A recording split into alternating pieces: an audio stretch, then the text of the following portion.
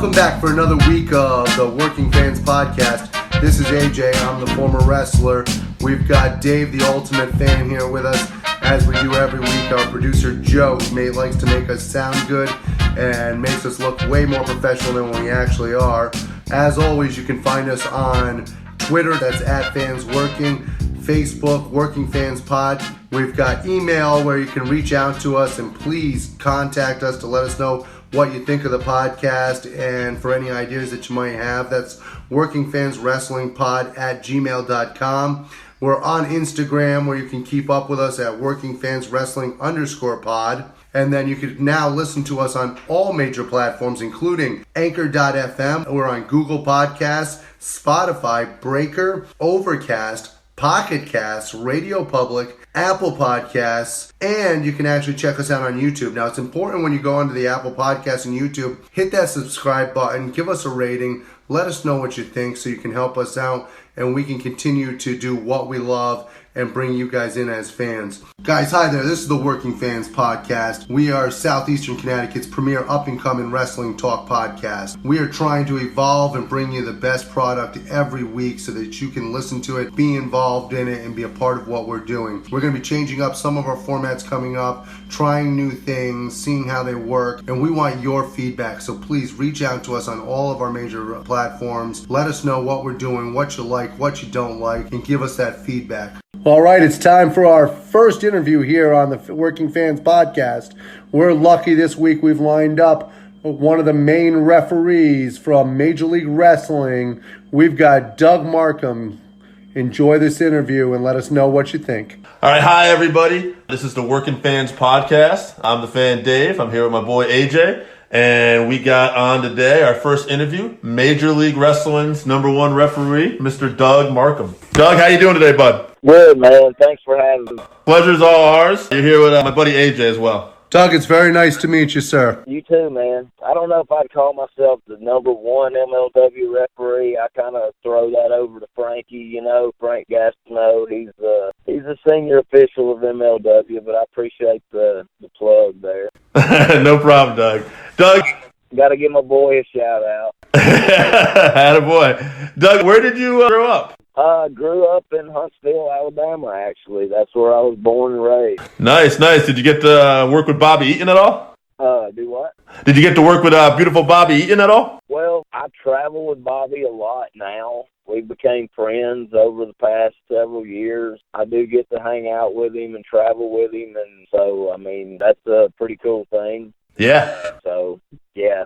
It's always great to be able to pick the brains of somebody who's had that many years of experience. I was lucky. I trained to wrestle many, many years ago and worked for 10 years. I trained with Adrian Street down there in Pensacola. So it was always good to have a chance to pick somebody's brain when you're traveling. Yeah, Adrian Street, man. I remember, when I was a kid watching him work down in Continental because being from Huntsville, I was all about any kind of wrestling I could watch, and I got Continental out of Birmingham, and that's kind of when I got introduced to Adrian Street, so I was always a fan of him, too. So did you grow up on Continental? What other wrestling did you catch your eye, Doug? What got you into wrestling? Started out when I was a kid, in Huntsville. Nick Goulas was running that territory, and they would run the Madison County Coliseum every Friday night, and that's kind of how I cut my teeth on the business, so to speak. My dad and mom were friends with Bobby Eaton and Orville Hutto,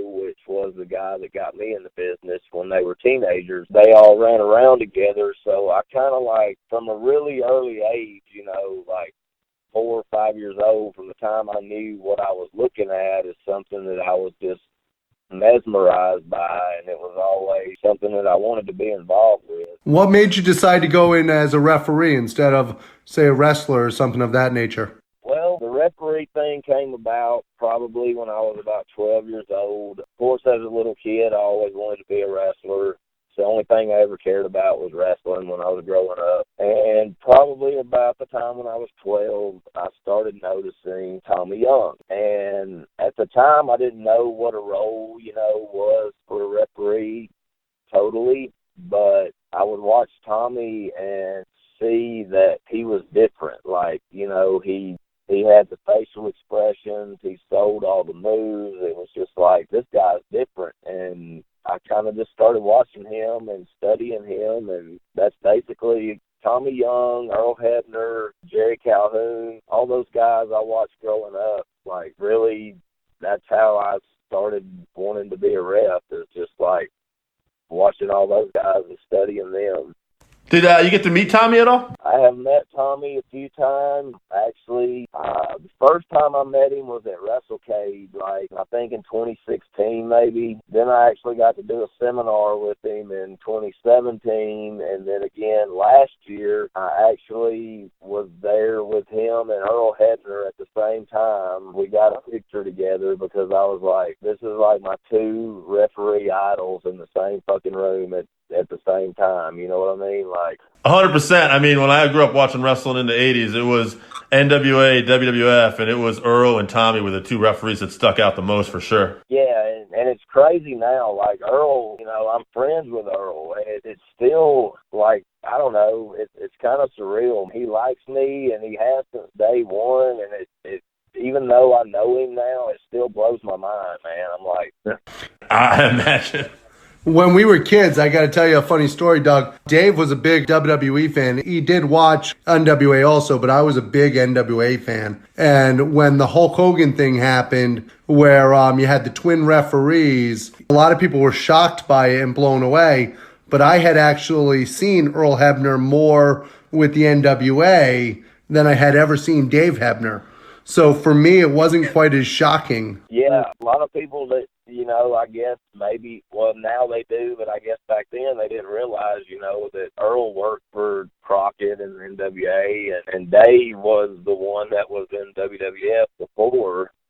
But I mean, that angle is still one of the best ever. You know, it was great. It's a great angle. The fact that they were able to pull that off was absolutely amazing. Who have been the people who have helped you along the way the most? Would you say it's your Tommy Youngs and your Dave Hebners, or have there been other people, like now you have Court Bauer, who obviously running MLW? Or is there other people like that got you started maybe? Oh, man, there's so many people that have helped me since I got in the business that I couldn't begin to, like, name them all. And, you know, when I first broke in, I was working in Mount Pleasant, Tennessee, and Tim Renesto, Tim, he was booking that promotion that I was working for at the time, and I got to work with, you know, guys like Dante and Mephisto and Tim Renesto and Gypsy Joe, man. Like, he would come and hang out in the locker room, so I would get to hear stories about him and stuff that he would tell. And probably, I hadn't even been in the business a year yet, and I got a meeting with Tony Falk, who was running USWO at the time in Nashville at Stadium Inn.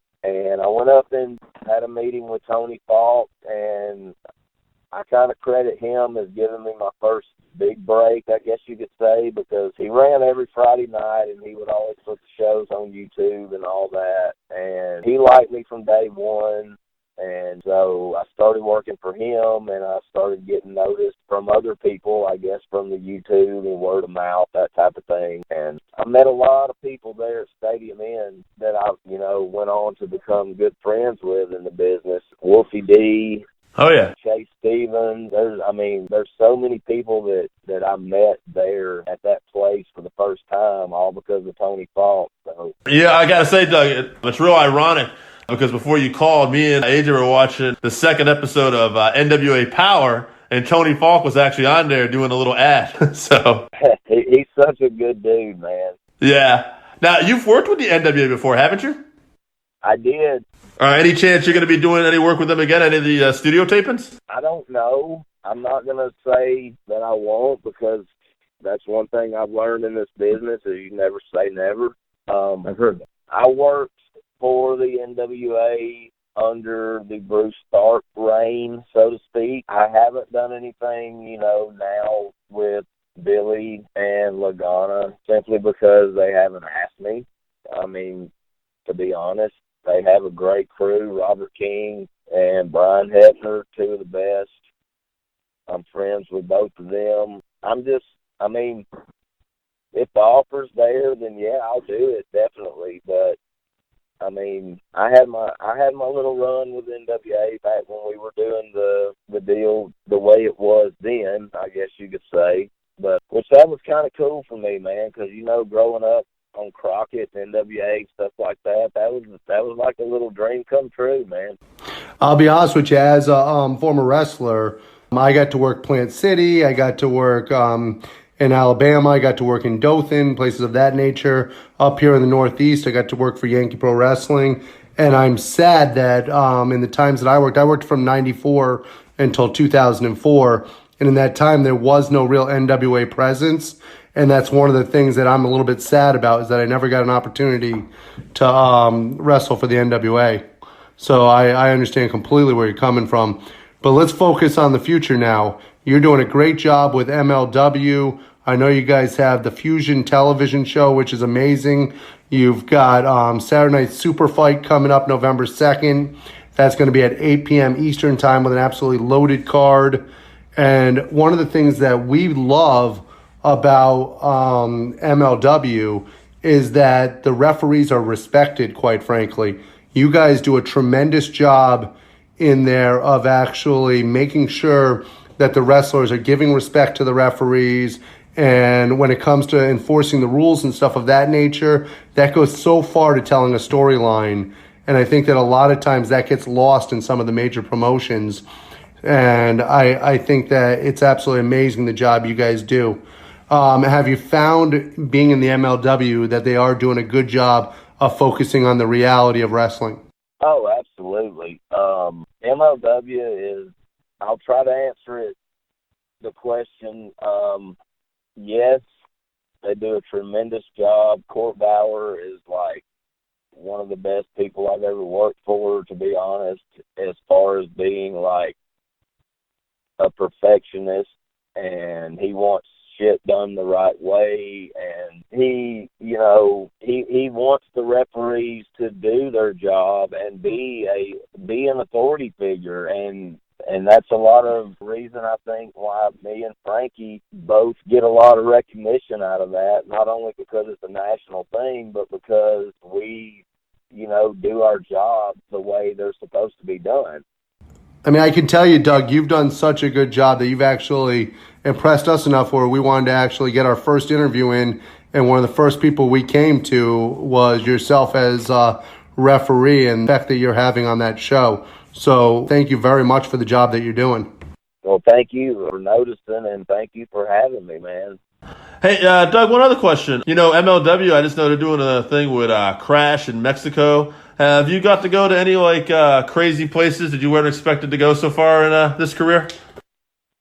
So far, no. As far as like out of the country, I haven't worked out of the country yet, but that's something that I'm really hoping happens in the future. I would love to go to Japan. I would love to go to Mexico, Canada. Just, there's several little items on the old bucket list that I haven't checked off yet that I hope pans out in the future. But MLW has definitely been something since I've been with them for a year now, basically. I've missed a couple of shows, but I've pretty much been with them for a year, and I've gotten more exposure in this past year than I probably have in the past 5. And I cannot thank MLW and Court Bauer and MSL enough for everything that they've done for me. The whole crew there at MLW is just amazing. Like the backstage, the agents, the production, just everything, man. It's top notch, and I'm really having the time of my life right now, to be honest with you. Oh, that's awesome, Doug. Yeah, it's actually one of our favorite promotions too. I mean, I've never seen such a blend of like MMA, luchador, and a lot of like the old school talents, just all in one. Yes, it's I've described it before as like, it's kind of like, to me, it's the old Jim Crockett storylines mixed with an ECW type feel, like, because you have your storylines that go out and they play out and they they end up with, you know, the way they're supposed to, so to speak. But then you have shows that have the hardcore matches or the bunkhouse matches, like Mance Warner and Jimmy Havoc. They had that one in Dallas that was just freaking great. So there's like a mixture of everything in it. And I mean, honestly, I know this phrase is used a lot in wrestling, but MLW literally has something for everybody. I would agree. Absolutely. Well, as we wind this down, Doug, can you do us a favor? Let everybody know where they can get a hold of you. Let the fans know how they can contact you, and that way they can thank you also for what you do. We really appreciate the time you've spent with us today. So please, tell if you have anything to plug, please let us know. Well, my social media, on Facebook, just look up Doug Markham. It's my personal page, but I only use it for wrestling-related stuff for the majority of it. I'll throw a joke on there every now and then, but it's pretty much just all wrestling. Instagram is at Doug Markham 123. Twitter is also at Doug Markham 123. And if you would like to pick up one of the shirts that I have on my online store, that would be at whatforapparel.com/D Markham. And at the moment, I have about 5 T-shirt designs on there. Looking to add some more. I got some stuff in the works right now that's going to be good whenever it drops. Well, Doug, I can tell you this. We're going to go on there and we're going to grab a couple of those T-shirts. We appreciate the time that you've actually spent with us today. We've taken up 20 minutes of your day, and I know you're a busy man. So thank you very much from myself. I'm AJ. And I'm Dave, Doug. We appreciate everything you did for us today, man. You're the first guy to get this thing started, so we appreciate it a lot, man. Guys, I appreciate you having me, man. Every minute that somebody hears me talking is either a minute that they fucking hate me or they want to hear more of, and I appreciate you helping me get myself out there, man. Well, have a great day, Doug, and God bless, my friend. It's time to talk wrestling. Dave, what do you have for us this week? Something I noticed this week, and I want to tell fans too, like when we're recording this stuff, I don't know what the time period's going to be, but we just finished watching Friday Night SmackDown. The second episode just happened. But the first episode last week, I noticed something. Cain Velasquez comes out, challenges Brock Lesnar. I'm a big MMA guy, all right? I'm probably the biggest MMA guy out of all of us besides big pro wrestling. And so I know Cain's legit. I know Cain is a guy, and they explained that. He beat Brock Lesnar for the UFC heavyweight title. However, I couldn't help but notice there were comments the next day that Cain should have kept his shirt on. Cain looks like Dominic. And it got me thinking. And I think me and you, Adam, have had this conversation before. What's more important nowadays, looking legit or being legit? Now, obviously, you got to be able to cut a promo. You got to be able to work in the ring. But if you can only have one other attribute nowadays, which you've got to look the part or be the part, and is that different than 20 years ago? All right, so here's my problem with this situation. You've got people saying this, but these are the same people that are 100% behind Kevin Owens. Right.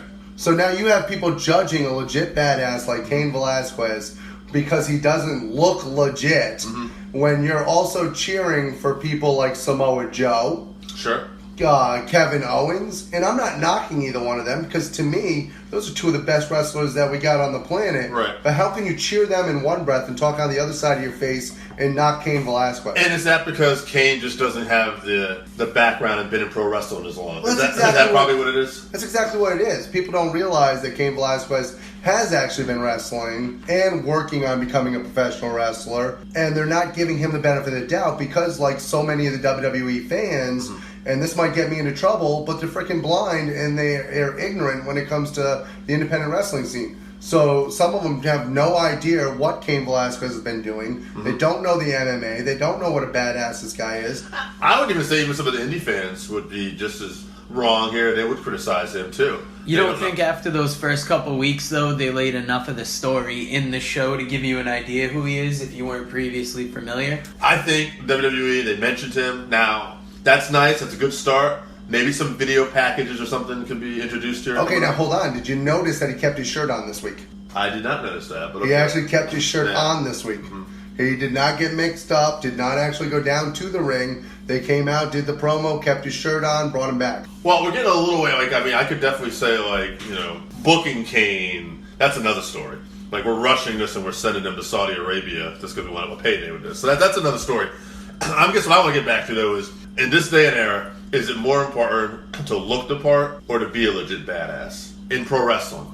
In pro wrestling, it's always more important to actually, unfortunately, look. Mm-hmm. And there's a very serious reason for that. It's because perception Is reality. Right. And especially in the WWE fan base, if people don't look legit, if you're not a larger human being or a smaller one that just does extraordinary things, you're not going to have the push in the WWE or from the fan base. Like Braun Strowman looks like the baddest ass in that room. And I'm sure he is a badass. But he's not the toughest guy in that room right there. Kane would have to bloody up Brock like Brock bloodied up Randy Orton for anybody to put together how dangerous he is. Unless That's they're a great previously idea. a fan. Now, in fairness, 9 years ago, he did. Yeah. True. But WWE television, a bigger platform, that would Well, definitely... it goes back to the old if a tree falls in the forest. But now here's the thing. Was this different 20 years ago was my point too. Oh, yeah. Was it more important about being a badass back then than looking the part? Well, it was, but even back then, if you look at the person Sure. they brought in Ken Shamrock.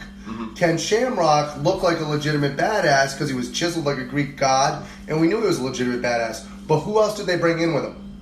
Dan Severn. The Dan Severn. How far did Dan Severn get over in Right. the WWE compared to Ken Shamrock? Although Dan couldn't cut promos too. He could not cut Cain Velasquez, does he speak English? No. I'm not saying that. I'm just making a point here that would have been... I mean, he did a great job of using Rey Mysterio as a translator this week. But going forward after Saudi Arabia, does he have a future in the WWE without being able to speak? You're going to have to give him a mouthpiece. Is Rey going to be his manager for the rest of his career? That's interesting. And I mean, speaking of Kane coming in, one of the things that I was big on this week was just the Crown Jewel event. Now, Strowman versus Fury, that's a big name.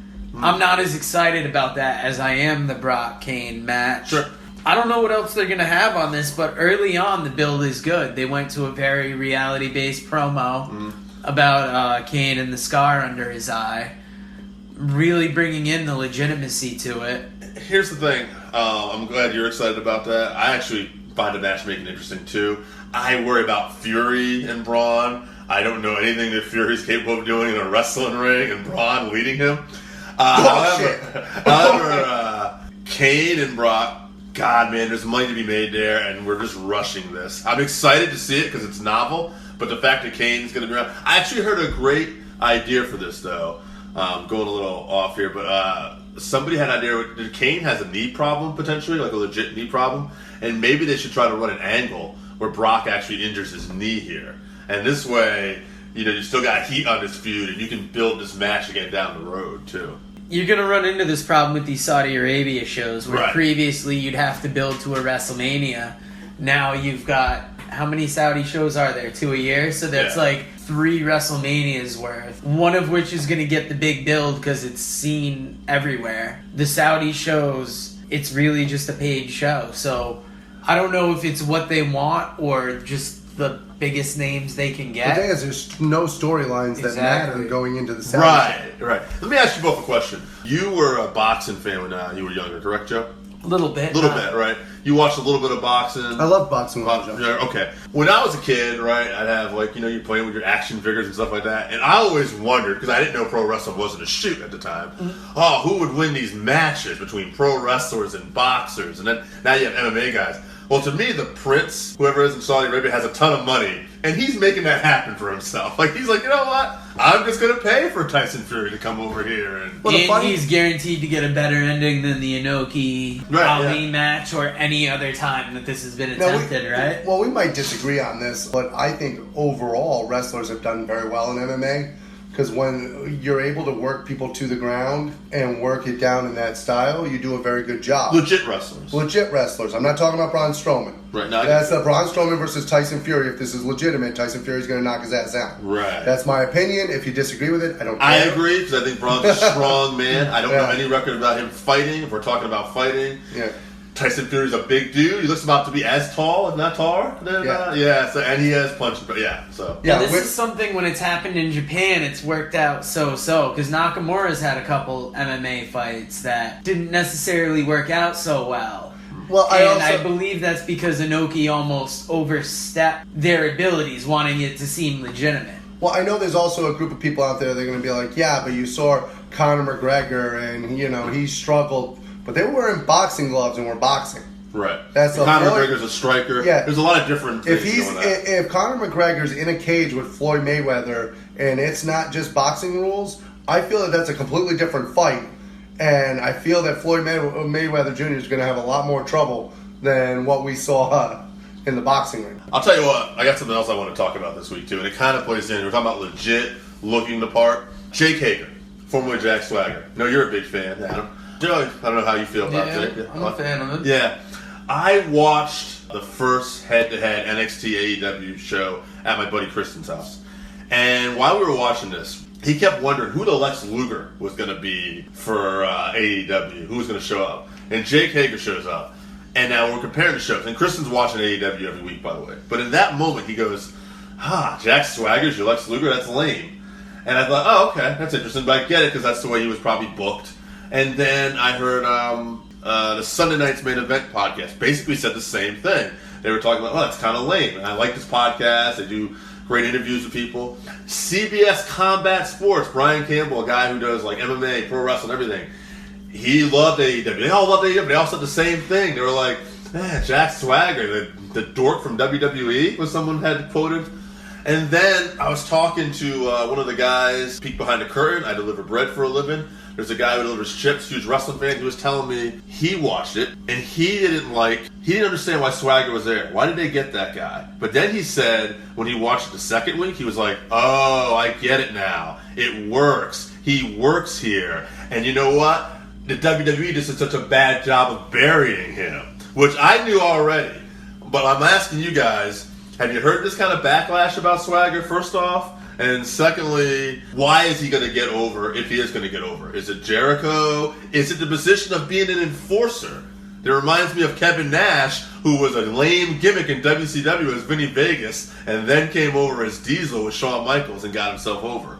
First off, I'm going to touch base on this because, as you know, I am a Jack Swagger. I know you are. I think Jake Hager, we're going to call him by the right name now, sure. Jake Hager. And because quite frankly, the WWE did bury him. And God bless Chris Jericho for what he said in the second week when the people were doing the We the People. Right. And he actually said, okay, first of all, that's dead, and the WWE is lame, and it's a lame storyline, and Chris Jericho is going to help get Jake Hager over. Yes. And this guy is legit. He's legit. He looks the part, too. Well, you guys know, okay, you can't see this. You don't know this. I'm 6'3", I'm 280 pounds. Standing next to Jake Hager, I was probably about 3 inches shorter than him. Yeah. And he is a legit beast. Yeah. When they use him properly and they keep him as that silent fury and he comes in and he just destroys people, you are going to take this legitimate athlete who was a college All-American and now doing very well in MMA, and you are going to turn him into something that he should have been all along. Yeah. When the WWE brought him in there and turned him into the joke that they did, they hurt their own product and they hurt his guy. For those other podcasts who actually say that he's a horrible representation of Lex Luger was a horrible representation of Lex Luger. And if you remember when he came on to Nitro, he was a joke by that time. He was coming off the Allied Forces and had already done the job for Yokozuna. So those are people that are remembering that. Screw off. You're wrong. Jake Hager is great. Timing's everything. The tough thing about Jake Hager is this is big with him in AEW. He had a major debut in MLW, and I'm almost sad that run gets overlooked because they had an awesome angle with him and Tom Lawler. There was a match that they actually did inside an octagon in an MMA gym. Early on, I believe it was one of the first 10 or 15 episodes. And to me, that was the coolest way that Hager was ever shown since WWE. Okay. And I think this is going to be a similar build to that. And those of us that are fans of MLW can tell you, we saw a different side of Jake Hagar there than we saw in the WWE. And I think fans of AEW, you should be looking forward to this. One thing I want to say, too, get back to that for 1 second, just that Jericho promo. When the fans are chanting, "We the people," that's over to a certain extent. There's two things, though. One, they could just be mocking him. Or two, it's over, but it's reminding you of WWE. So when Jericho fucking shits on that, he's killing it either way and putting over, this is a new Jake Hager. And I know it's off subject. I love it. It's off subject, and we can talk about this later, but Jericho's a genius. Yeah. Other than the fact that he thought we were in Baltimore, he's a genius. So, guys, AEW premiered this week, but so did NWA. Oh, man. And this is, I would have to say, one of the best new things to come out. Okay, so actually, I was wanting to bring this up today. Like in my head, I wanted to ask you guys. This is the one thing I was wondering if you guys would be interested in talking about. NWA is old, new, because this hasn't been around for years, so this is new. So again, one of my buddies, we watched NXT and AEW together. He wasn't around this time period, and he loved it. He thought this was all great. The promos, the opening. As you guys know, Yeah. I'm giddy as a schoolgirl right now because I've been looking forward to this. This is something that brings me back to my childhood. I watched studio wrestling, not just NWA studio. Well, I guess it was all NWA, but all the platforms used to do this before World Class kind of changed it around a little bit. But if you watch Florida Championship Wrestling, Georgia Championship Wrestling, Mid-Atlantic Wrestling, all of them were done, Memphis, all of them were done in this studio style. And it is such an intimate style. You have such great promos this week. For the first time in my life, I thought Nick Aldis had personality. It absolutely just tells you it's incredible. It draws out people. Yeah. And the fans are on top of the product. So they're in there and they are cheering and you're hearing the excitement. What did you guys feel? Cornette looked giddy as a schoolgirl, by the way. Oh. Dropping just the right amount of history. He has everything you need to know about it.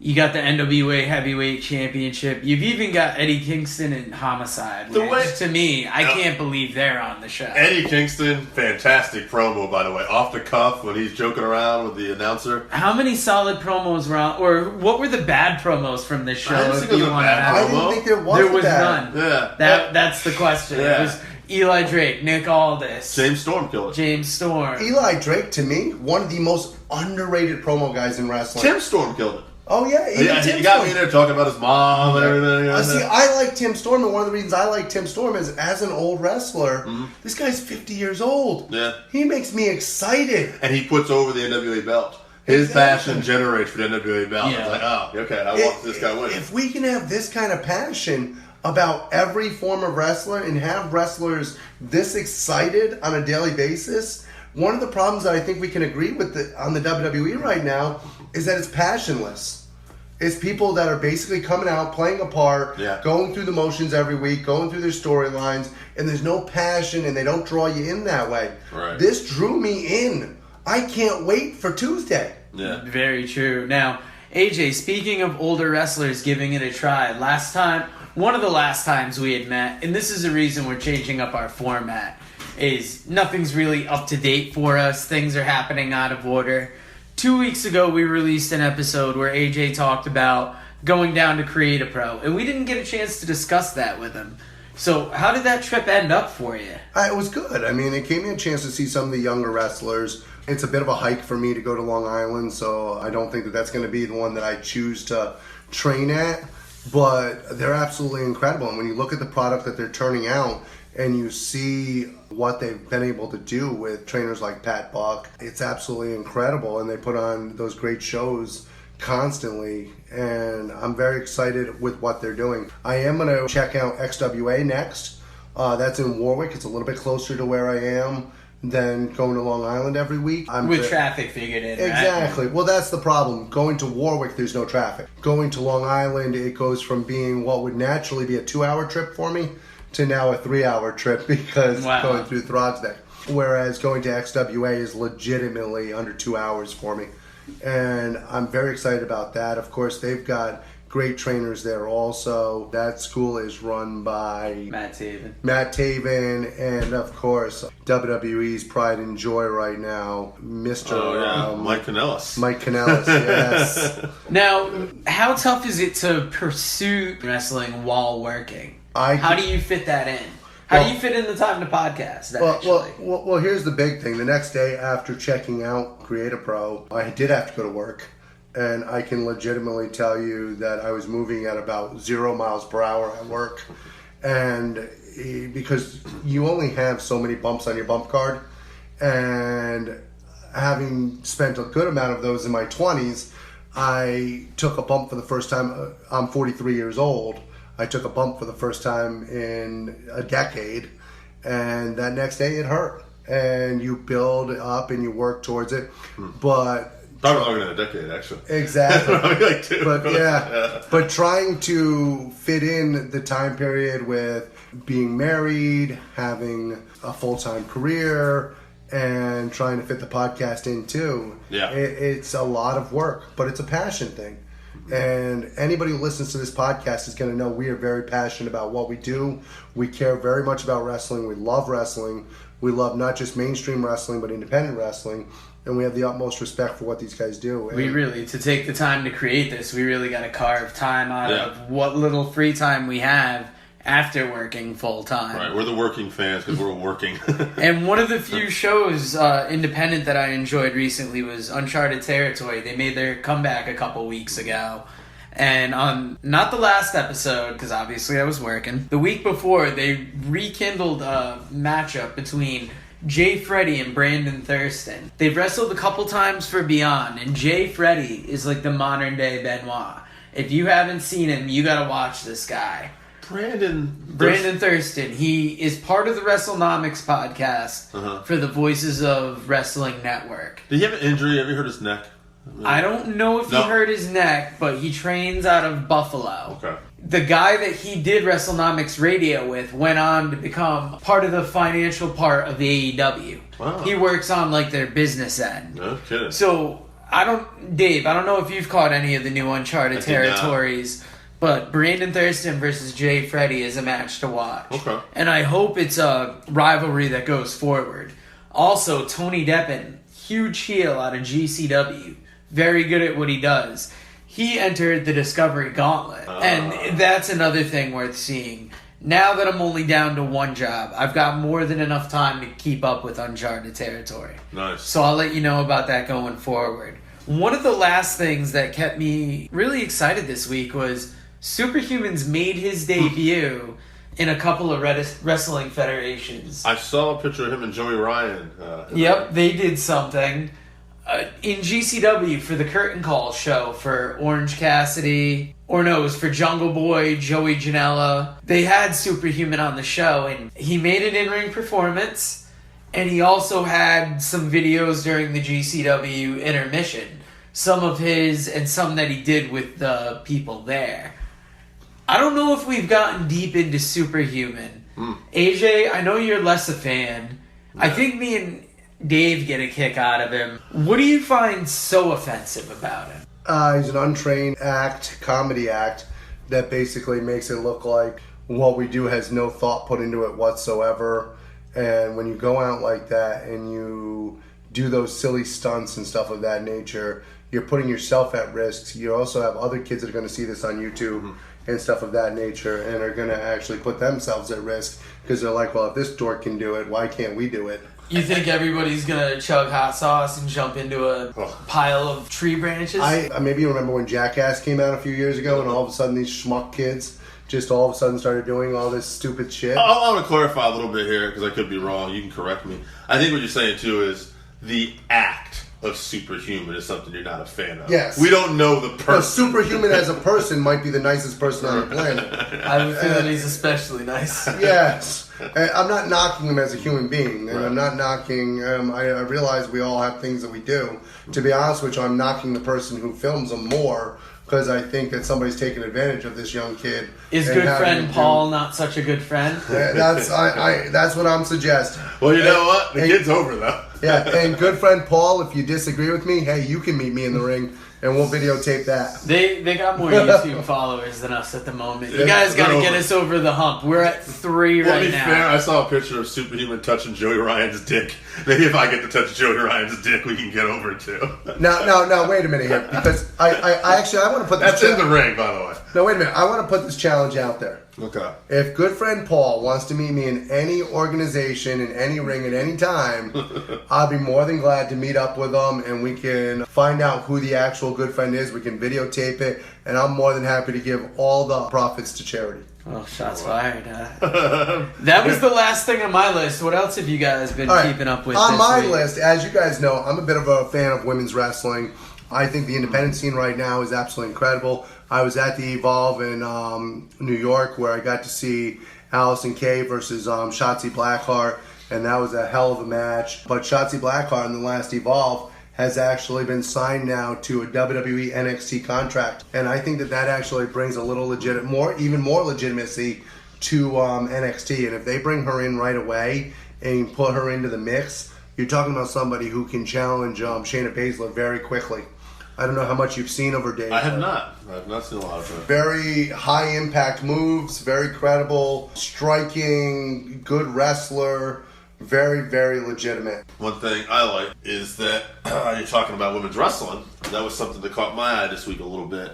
The Kabuki Warriors, Kairi Sane and Asuka, they won the women's tag title match last week's Hell in a Cell, which got panned because of the ending of the main event. But what I thought was interesting was the Green Mist made a cameo. Look back at the Green Mist. And another podcast I was listening to, again, too, they were talking about how, the Green Mist, that's so cheesy and in the 70s and such a stereotype, And I was talking about it with a few people. Everybody loved the Green Mist because they were all like, that reminds me back of Muda. And they started telling me stories about how Muda put out the fire at the Halloween Havoc. And so I guess my question was, you guys kind of like, the Green Mist, is it a cheesy stereotype or is it a cool nostalgia act in moderation? Well, in fairness, I didn't believe in the Green Mist until I was on the subway once in New York and some lady got my seat by blinding me with Green Mist. But up until then, I That's thought a it was shoot. cheesy. Okay, so I love your topic. I love talking about the Green Mist and figuring out if it's a stereotype. To me, the salt in the eyes is a little bit more of a stereotype. Sure. However, I do want to mention something that we kind of skated over there. Kabuki Warriors turned heel in that. Yeah, are they even? That's interesting though. I guess that's a heel turn. Yeah, that's they had a bit of a heel turn there. And where the hell's Paige? I don't know what happened. She's not their manager anymore. That's. I don't did even they know spin mist in her face to fire her? See, the Mist, I don't know if the debate's as much, is it cheesy or is it hokey racist? Right. For me, it just brings me back and to Jerry has a Mist. Yeah. For a lot of the Japanese wrestlers or Asian wrestlers, it's a thing, whether it's a stereotype or not. They use it in Japan still. But it's awesome. So why get rid of it? It's like a superpower. The salt in the eyes is a little worse because, where does that come from? Right. Fuji's not around anymore. Well, I can tell you where the salt in the eye comes from. That actually comes back from the old Yokozuna sumo wrestling, and they used salt to actually purify the ring of evil spirits before wrestling. So that's where that stereotype came from in Japan. Right. However, the reason why I joked around about the subway and stuff like that is because nobody on the planet believes that there's a whole group of Asian people walking around, spitting green mist, just trying to blind people to do evil deeds. Yeah. So I think that we got one Caucasian dude that'll miss you even worse. I think sometimes we have a tendency as a society now of looking into things, trying to find some kind of racist angle, and especially with pro wrestling. Sometimes you just gotta let it be a storyline. Very true. Another thing to talk about this week, and it was something I was going to bring up. Dave mentioned it shortly here. I thought that the Bray Wyatt Hell in the Cell worst finish to a pay-per-view I've ever seen in my life. First of all, nobody believes that there should be a disqualification in Hell in a Cell. They tried to justify that, I guess. There was something. They could try and justify it with everything they have on the planet. But we've seen people try to kill people, throwing each other off of the cage. We've seen people do everything you can imagine inside that cage. And the number one thing about Hell in a Cell is it's supposed to be a finish to everything. And it's supposed to be exactly what it's called, Hell in a Cell. I'll say this. WWE had potential for a lot of momentum that week. AEW, NXT had just had the first Wednesday Night Wars. That was hot. People were buzzing. The Fox show, the initial Fox show, had the crossover. Plus you had The Rock. Huge rating. Now you go into Hell in a Cell. And in my opinion, at least at the time, The Fiend was potentially the most over character in the business. And maybe you shouldn't have booked that match already if you didn't want to put the belt on him. But why not put the belt on him? You would have had so much buzz. Instead, the buzz was more, look, the WWE fucked up again. They dropped the ball with Bray Wyatt again between this and that Haunted House pay-per-view from a couple years ago, the match with Randy Orton. Yeah. I don't know. They've got such a good character, but they can't do anything interesting. Like, I've liked the Firefly Funhouse. Oh, it's amazing. I think it's amazing. I haven't met anybody who doesn't like this. I have not met anybody who's not drawn in by this, and the WWE just has no idea. I will say this.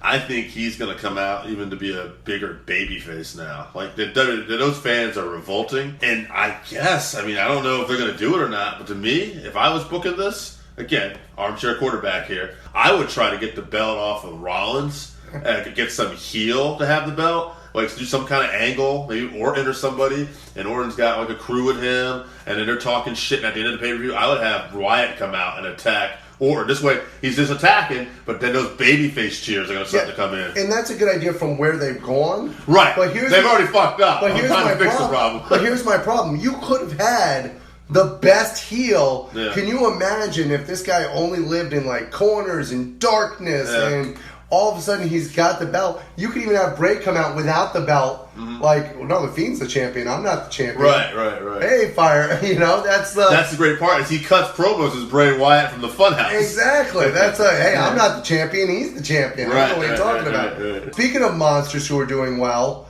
PCO last night on Ring of Honor, they had the big show there crowning the number one contender for Roosh. PCO is now the number one contender for the World Championship in Ring of Honor. That just happened last night. And how old is PCO? PCO is about 106. It's got to be like 53. Well, he started wrestling long before I did, so he's another Tim Storm story. Exactly, but he's better. He's better than he was when he was Carl. He could always do stuff as Carl Ouellet. But he is actually a better storyteller now and is a much better character now. Also on that Ring of Honor show, Kelly Klein actually beat Angelina Love for the Women of Honor Championship. And I'm not going to knock Angelina Love. People who know me know that I'm not the biggest fan of pom-pom wrestling, where it's just a pretty girl wrestling. But to me, Kelly Klein, much better representation of Women of Honor and much better wrestler. All right, well, I think we've covered up pretty much what we found passionate about this week. Guys, I think it's time to get into the 5-3-1, so let's do that now. This is our signature segment, the 5-3-1, where we each bring a top 5 list on a particular subject, argue it down to a top 3 list. From there, we move it to a top 1. This week, our top 5 list is on the top 5 best promo people in the game. My number 1 is obvious, Ric Flair. Woo! My number 2 is The Rock. My number 3 is Stone Cold. My number 4 is Jim Cornette. And my number 5 is The Ultimate Warrior.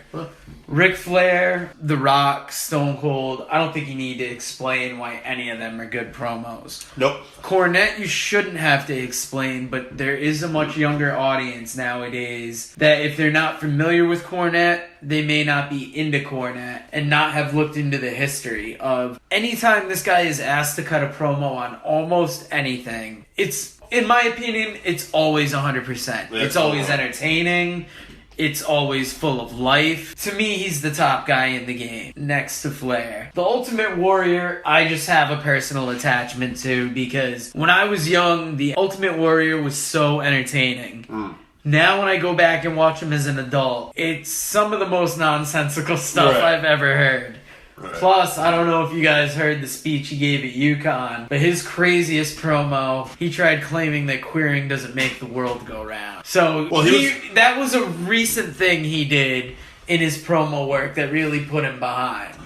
Barely pulling the nose up on everything at that Hall of Fame before he died. Yeah. Dave, his stuff doesn't age well. Who are my Apparently favorite? Not. Dave, who are your top 5 favorite promos? My top 5. Joe, maybe we should have disqualified this guy from the list because a lot of times we do that when guys are just so good. Because I'm going with number 1, the Nature Boy. Woo! Ric Flair. It's hard not to. And, it's personal preference. He's the best. He's the man. It's funny you had The Rock in at number 2. I actually took The Rock off my list, even though he could be the goddamn number 1. because all these guys are great promos. But number 2, I went with Dusty Rhodes, baby, the American Dream. All right, to me, outstanding promo. Number 3, Rowdy Piper. The guy had the best heel heat in the business at one point. Number 4, I went with a manager myself, Bobby the Brain Heenan. Awesome heel promo, awesomely entertaining. And number 5, the guy we had argued over a previous episode whether he should be in the top 2 or 3 on promos for managers. Paul Dangerously made my list on number 5 for promos. This is the toughest list I have ever done in my life. I have crossed off and fought and put people on and then eliminated them and then put them back on, and I'm going to have to go with what a guy here. I crossed Ric Flair off my list. Whoa! Didn't see that coming. Yeah. Who's good enough? Who's better than Flair? I replaced him with Iron Anderson. Oh, Iron's a good one. I didn't want to have 2 horsemen on there. I think in fairness I could have had both of them on there. Yeah. But I didn't want to have 2 horsemen on there because I know that people that listen to this podcast know that we're big horseman fans, and I didn't want it to be overly slanted. What about Arn's promos made him go onto your list versus Flair? Iron Anderson was one of those people, when he cut a promo, you believed everything he was saying to you. His My Spot promo being the most famous. If he said to you, not only that, he's the person who came up with the horseman name. Yeah. He could be silly when he did the, I don't mean to toot our own horn, but toot toot. Yeah. I mean, he did promos that you believed it. Even when he was in the Dangerous Alliance, when he told you, hey, we're going to break your arm, I believed him. He was going to break my damn arm. Oh, yeah. Great little one-line quips, too. I remember saying to Steve Austin one time, he's like, you like barbecuing? And Steve's like, yeah. And he goes, let's cook. And then he punched him in the face. That's awesome. Yeah. So who do you got after Arn on that? I got Cactus Jack. Oh, that's a good one. And when I put Cactus Jack on there, I mean Mick Foley in general. Sure. But that's another guy. He would do a promo where he's tearing his own hair out. Mm-hmm. He did another promo where he's punching himself in the face until the point where he starts bleeding while he's telling you. And every time he did a promo, whatever his character was, he did it in a different style. Sure. That's whether it was the Dude Love, whether it was the Mankind. It could have been so easy to make Mankind and Cactus Jack similar, and he managed to make them very separate. Actually, yeah, Foley was the guy who could have easily been number 1 on my list. I can't believe I forgot him. He was doing the stuff in promos that Guerrero and Benoit were doing to themselves backstage, being that crazy, and really bringing that manic out of them. And unfortunately, I think there's a group now who remember him as the cartoon character he turned into, where he's coming into the guy who's, oh, welcome to Cleveland! Yeah. But that's not the Mick Foley interviews that I remember. No. This guy is insane. Stuff was insane, too. Even when he was wrestling Vader, people make fun of all the time when he did the amnesia angle and he was in Cleveland trying to find Cactus Jack. But those promos are insane. Yeah. Another good one, Jake Roberts. Oh, yeah. Jake should have been not on anybody's list, but Jake Roberts, to me, he had that creepy voice. He scared the shit out of me as a kid because he was like that serial killer that might live next door. Now, those of us who grew up where we did, we grew up next to Michael Ross, so we grew up with a serial killer next door. But this guy could have actually... Shout out to Michael Ross. This guy could have been that guy. He was so calm when he was telling The Undertaker why he stuffed him in the casket. Yeah. When he was telling Hogan what he was going to do. When he described to Ricky Steamboat what it felt like bouncing his skull off the concrete. That's it was creepy. Yeah. That's why you let Warrior get bit by a cobra. Exactly. That's it was absolutely terrifying. Yeah. Obviously, I got Rowdy Piper like you do. We've talked about this in the past where I am a huge Rowdy Piper fan. Whether he was a good guy or a bad guy, you never knew what was going to come out of his mouth. He's another person who later on in life became a bit of a caricature of himself. Sure. But his early work, if you check him out in Georgia Championship Wrestling, check him out in the Portland organization. I saw something with him breaking an actual beer bottle over his head a couple weeks That's ago. actually from Portland. That was when he was feuding with Buddy Rose. He took a beer bottle and said, how are you going to hurt me? And actually broke a beer bottle over his own skull. Right. And now, here's another one who didn't make anybody's list, but quite frankly, to me, passed away way too early. Brian Pillman. Was actually considered to be on my list. Yeah. Brian Pillman, to me, a lot of what I saw later on in Steve Austin, when he did get better on his promos later on, came from a similarity to Brian Pillman, where he blurs that line of reality and is able to actually really convince you that what you're seeing in front of you is legit. All right, let's try to narrow this down here a little bit. So we got Flair on 2 list. I feel like he moves on. Yeah, I think so. Piper's on 2 list. He moves on. Here's the hard one. We're going to take Cornette from one list. Jake Roberts from another list. Oh, Dusty. Although it is hard to beat Dusty. I mean, has anybody gone farther with the gift of gab than Dusty Rhodes? Yeah. 3 world titles. He did a lot with the personality he had. Even I getting don't over know the if he'd be, but I mean, to me, it's kind of Cornette, Heenan, Jake Roberts of people that haven't made it on every list. Yeah, maybe. I don't know. So who do you guys like better out of those 3? Dusty. Okay, so unfortunately, producer Joe, we both agree on Dusty. All right, Dusty moves on. And here's the way I'm going to get this over. I know Dave a lot of times likes to quote other talent, but any professional wrestler who has ever worked with Dusty Rhodes, if you ask them who's responsible for the best promos in the business, they will tell you about Dusty Rhodes. True, he did run the promo class at NXT. Yeah. So now for a top 3, we're down to Flair, Piper, Dusty. Ah, now this is where. Wow. Oh, woof. Who's the first one out? I think Joe's got rid of Dusty. What a great triple threat match this would have been. Wow. So, can we agree on... Does Piper drop out just because Flair and Dusty are such a powerful 1 and 2? I don't know. Flair being I the know you're most going in with that. people's and memories, First but of all, Dusty being arguably the one with the greatest talent. Before we whittle this one down, I want to make it clear that no matter who actually wins from this one, we're all winners for getting to hear these 3 guys do promos. Sure. That's, a lot of those other guys that we mentioned, too, could easily be on this list. The fucking Rock. Absolutely. Yeah, he was all right. These were all heavy hitters. Yeah. Wow. Okay, so I think at this point we do have to kind of go a little bit with our preferences, just because they're all so great. I don't think we can say necessarily one's better than the other one. I'm going to eliminate Piper, actually. Piper as a character to me was more over, but when I look at his promos and stuff like that, Piper's promos were good, but there's times where they weren't good. Yeah. Flair and Dusty to me, I don't remember many bad promos from Flair and Dusty. I actually don't remember any right now, but I mean, I'm not saying it never happened, but, I actually agree with you. I am going to eliminate Piper, but I do want to say this for Piper. Without Rowdy Piper doing the promos that he did in the mid-'80s, I'm not sure that the Hogan era works as well as it does. Actually, freaking On Fire Babyface Dusty and On Fire Heel Piper promo back in the day could have been magic. Exactly. So I do want to give Piper all the credit in the world there.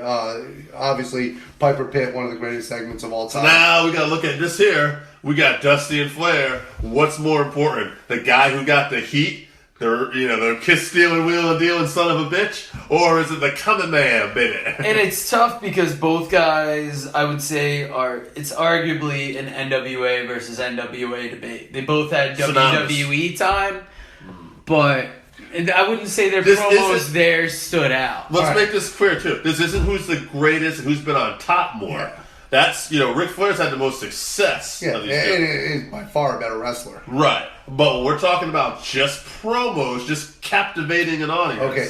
I'm not saying it's not Dusty. So now here's the reason why I'm going to go for Flair. Okay. This is very easy for me.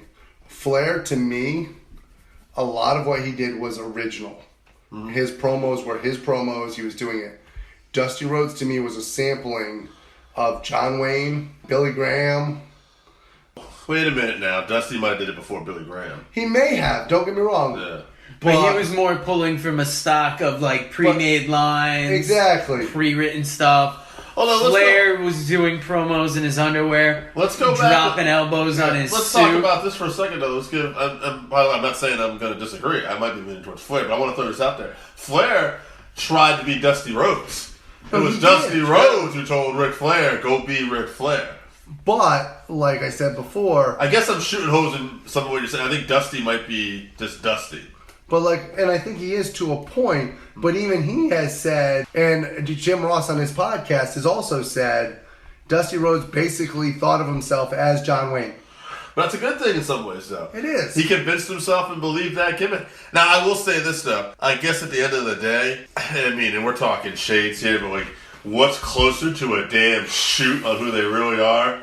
Well, for better or worse, that would be the Nature Boy Ric Flair. Yeah, although the people, once again, who have known Dusty say that no matter when you ran into Dusty Rhodes, there was no more Virgil Runnels. Actually, I will tell us a quick story I heard on a podcast one time when Paige was giving an interview that she was in NXT trying to be herself, and somebody higher up had tried to change her look, and basically Paige had put something on, some kind of jacket or something she didn't feel comfortable doing, and an executive had mentioned it. It was a little higher up, and Dusty came by and saw it, and the executive was there, and Dusty just said, "What the hell you got that shit on for, baby? You look like shit. You my Dragon Queen. Get that stupid shit off." And Paige was like, Dusty didn't give a fuck who he offended. Is Dusty the best promo since he was Flair's inspiration? Oof, that's a good question. Because I didn't think about that till just now when you mentioned it, because part of the credit you should get is your promo, but I think also the influence you have on others should be a part of it. And if you inspire the best, by the way, doesn't that partially make you? By the way, quickly, shame on us for Billy Graham not actually being on That's a good point. But you know what? I'm going with Dusty Rhodes. I was gonna go Ric Flair. Yeah. I'm going with Dusty Rhodes. I grew up in Florida. I can tell you the impact that Dusty Rhodes had on the Florida Championship Wrestling and the NWA. We don't have the NWA wrestling of the mid '80s without Dusty Rhodes. So you know what? American Dream. You got my vote. All right, so Dusty wins this week's poll. We want to know what you guys think. Find us on Twitter at FansWorking. The Facebook page is Working Fans Wrestling Pod. The email, workingfanswrestlingpod@gmail.com. Instagram, workingfanswrestling_pod. You can listen to us, as always, on Anchor FM, Google Podcasts, Spotify, Breaker, Overcast, Pocket Cast, Radio Public, Apple Podcast, and YouTube. The important thing with those last two is please subscribe, rate, and review. And Randy, Player FM's coming soon, if we haven't already got it under our belt. Guys, thank you for listening to the 531 here on YouTube this week. If you like what you hear, you can always find us on Anchor FM, Google Podcasts, Spotify, Breaker, Overcast, Pocket Cast, Radio Public, and on the Apple Podcast where you can subscribe and also give us a 5-star rating. We appreciate you listening. We want your feedback, 531, and if you agree with us, if you disagree with us, we also want you to let us know, and let us know what your 531 would be. Come up with a top 5 and let us know, and we'll tell you why you're wrong. And in order for us to do that, please contact us on Twitter. We're at Fans Working. Facebook page, Working Fans Wrestling Pod. Email, workingfanswrestlingpod@gmail.com. It's very important that you actually contact us on these platforms because we want this to be your interactive place to talk wrestling.